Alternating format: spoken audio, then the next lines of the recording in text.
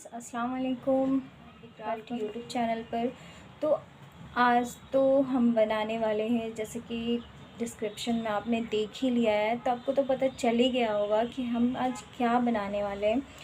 तो फिर भी मैं एक बार बता देती हूँ कि मैं बनाने वाली हूँ आज ये एग का जो ऊपर का कवर होता है, इसे हम आज कुछ इंटरेस्टिंग तरीके से दिखाने वाले हैं। तो इन सब को बनाने के लिए हमें इन सब चीज़ों की ज़रूरत पड़ेगी। सबसे पहले ये पेंट कलर, मैंने 2 तरीके का कलर ले लिया है यहाँ पे। उसके बाद यहाँ पे ये कॉटन लिया है मैंने, ये यहाँ पे वूल्स है, यहाँ पे कार्डबोर्ड शीट होंगे। उसके बाद फेविकॉल, फेविबॉन्ड, ये 2 तरीके का पेंट है। ये सीज़र है, पेंट ब्रश है, सॉरी, ये सीज़र है। उसके बाद ये ग्लिटर शीट है। उसके बाद ये चार्ट पेपर है, जो इसे बनाने के लिए हमें इसका इस्तेमाल इसमें करना है। तो गाइज़ आइए हम इसे बनाना शुरू करते हैं। तो इन सबको पहले कर लेते हैं हम साइड, उसके बाद बनाना हम शुरू करते हैं। सबसे पहले हम इस कार्डबोर्ड को अपनी साइज़ के हिसाब से कट कर